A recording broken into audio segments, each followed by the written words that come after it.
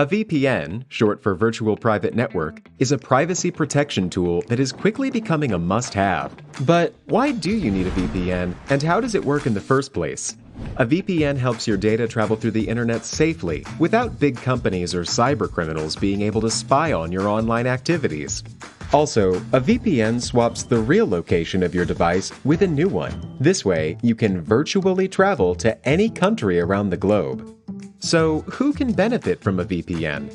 If you're worried about your online privacy, a VPN makes sure your identity and private information are not exposed when you go online. If digital security is your top priority, a VPN gives a nice additional layer of security. It encrypts your data so nobody could see what you send and receive. If you are a human rights activist whose freedom of speech is restricted, a VPN helps you to bypass censorship and speak to the world. Or, if you're on holiday in another country, with a VPN, you can bring your home entertainment anywhere you go. Here's a pro tip: check out Surfshark VPN. It has everything you need in a premium VPN, awesome speeds, and industry-leading protection that covers all of your devices. All you have to do is click Connect. Secure your digital life and enjoy everything good that the internet has to offer with a VPN you can trust.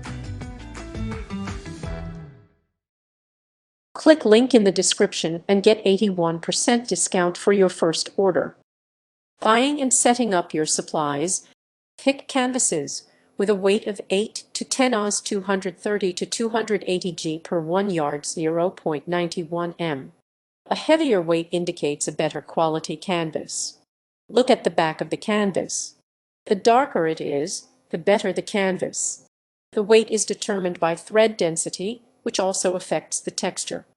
A smooth texture results from a higher thread count, while a lower thread count results in a rougher texture. Higher quality canvases will also have more wood pieces across the back. Instead of just the outer frame, they'll often have bars across the middle as well. When you're first starting out, canvas boards may be a better option. They are an affordable way to get practice in. You'll be more likely to experiment because you won't be as worried about ruining more expensive canvas. Smooth the canvas with sandpaper and gesso for more absorbency. Start by lightly sanding the canvas with fine 200 grit sandpaper to smooth out the top threads, and then brush off the dust with a soft cloth. Paint the gesso on the canvas with a large brush meant for house paint, using strokes in a single direction. Let the canvas dry for an hour.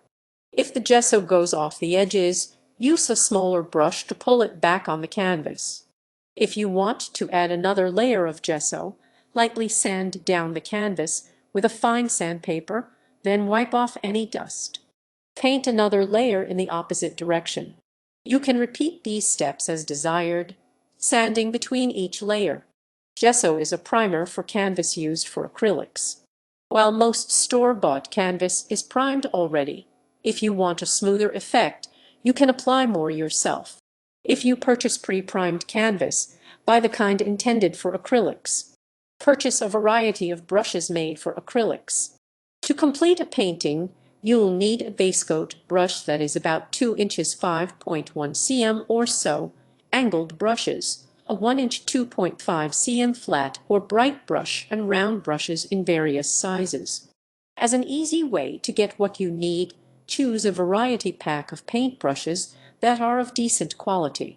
Synthetic brushes are a better choice because they are softer than more natural brushes, making it easier to use them with acrylics. A charcoal pencil is also helpful for sketching on the canvas. Pick professional or artist-grade paint for more consistency. If you're just starting out, student-grade acrylics will work just fine, as they are the cheaper option. However, for better pigment and more consistent color, professional or artist-grade paints are a better choice. You can find both at art supply stores. Professional or artist-grade paints tend to be thicker, so you get more coverage in one go. Plus, you can use them to create texture. Start with primary colors red, yellow, blue, secondary colors purple, orange, green, black, and white. Organize your paints in a covered paint palette. When you're painting, you don't want to keep recreating colors or wasting paint each day. A covered palette keeps your paint wet, allowing you to use it again another day. Try arranging your colors according to the rainbow, so you can easily find each color. Remember roibiv, or red, orange, yellow, green, blue, indigo, and violet. Don't forget to add white and black, too. Mix colors in the center of the palette using a palette knife. Try adding a gray waxed blending sheet in the middle for a neutral background. For a cheaper option, paint a piece of wood gray. When you need to leave the paints, mist both the paints and the inside of a plastic container with water. Cover the paints using the upside-down container and place something heavy on top to seal it. Set up a work area with your brushes, paint, and water. Protect your table with plastic, such as polyethylene, which you can get at a hardware store. Lay it out and tape it down.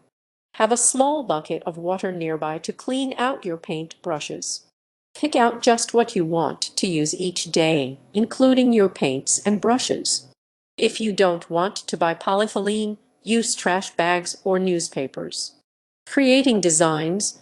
Sketch on the canvas with a charcoal pencil to establish the layout. Add the basic outlines of what you want to paint on your canvas. Don't add too many details, as they'll just be painted over in a while anyway. Just add the large shapes. Charcoal is a good choice because it will dissolve into the paint. Mix your paints before beginning.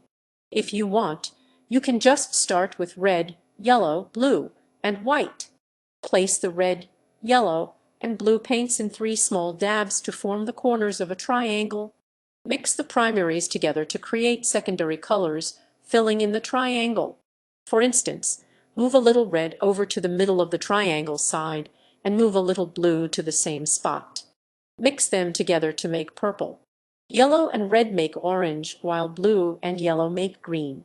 Experiment to find the colors you like.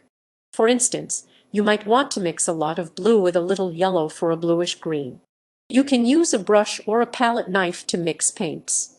Dip your brush in water before coating it in paint. Generally, you need a bit of water on your brush before you start painting.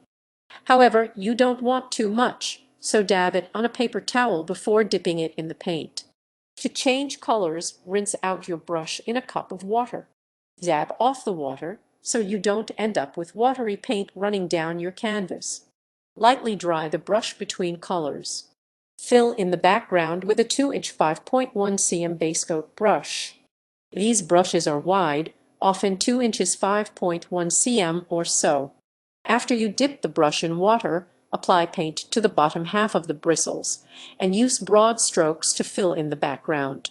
A bigger brush can help you cover more of the canvas and incorporate brush strokes into your painting.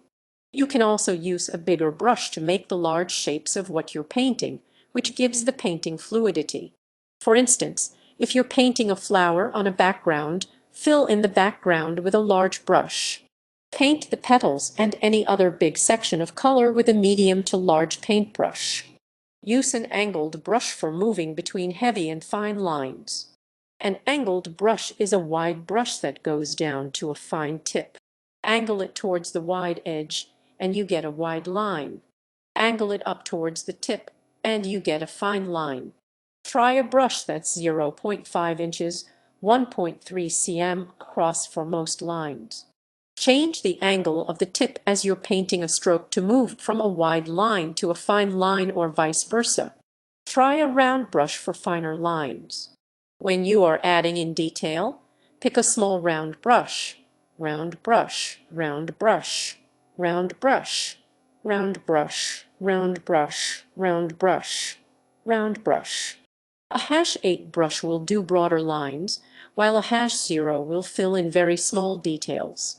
Add water to the paintbrush and then dab it so it's just damp. Add paint to the tip and then use it to paint the fine details on your canvas. These brushes come in all sizes from very small to large. If you're painting a flower, go in with a smaller brush to add things like the flower's center veins on the leaves, the stem of the flower, and shading details on the petal. Work quickly to keep the paint from drying out. Acrylic paint dries much faster than oil paint, so you need to move fast. Start with just a little paint at a time so you're not wasting paint. When you mix colors, use the color quickly, as the mixing process will cause it to dry faster. You can slow down the drying process by placing a wet paper towel over your palette or paper plate. Then pour and mix the paint on the paper towel. Gel medium can also extend the life of your paint. Just add a little bit to the paint as you're mixing the colors. Mist the paint with water to blend dried colors. Adding a bit of water from time to time will help you blend paint that has already dried. Use a spray bottle set on mist and add a light layer of water to the paint as it dries out. You can also use this technique to water down the paint, making it more like watercolors. However, try not to use more than 1 part water to 2 parts paint. Thinning it out too much can cause the paint to separate. Using advanced techniques. Try dry brushing for a feathery look.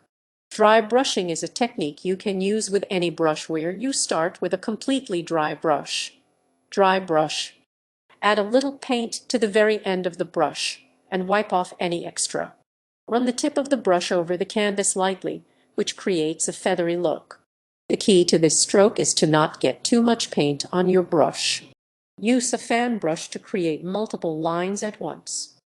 A fan brush is spread out like a fan, so it makes it easy to create things like palm tree leaves. Use the long side to make an edge, and then use the fan part to make the line thicker, pulling it down into thin leaves or lines. Apply paint thickly with a palette knife for texture.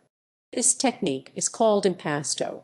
Use your palette knife to pick up a blob of paint and apply it to the canvas. Don't smooth it out completely. Rather, leave some of it raised up to give the painting texture. Pour or splatter the paint on the canvas for a fluid effect. This technique gives you permission to go a little crazy with your paint. Lay your canvas out flat and then pour paint on the canvas.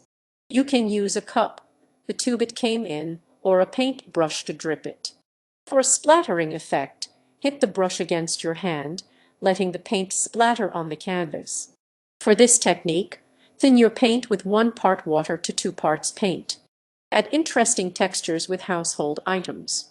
You can use a wide variety of household items to paint on canvas, such as a clean toothbrush, paper towels, a sponge, a cotton swab, or a toothpick. Experiment with different items to see what effect you like. Keep in mind that acrylic paint is permanent on many surfaces once it dries, so only use items you're willing to throw away afterwards.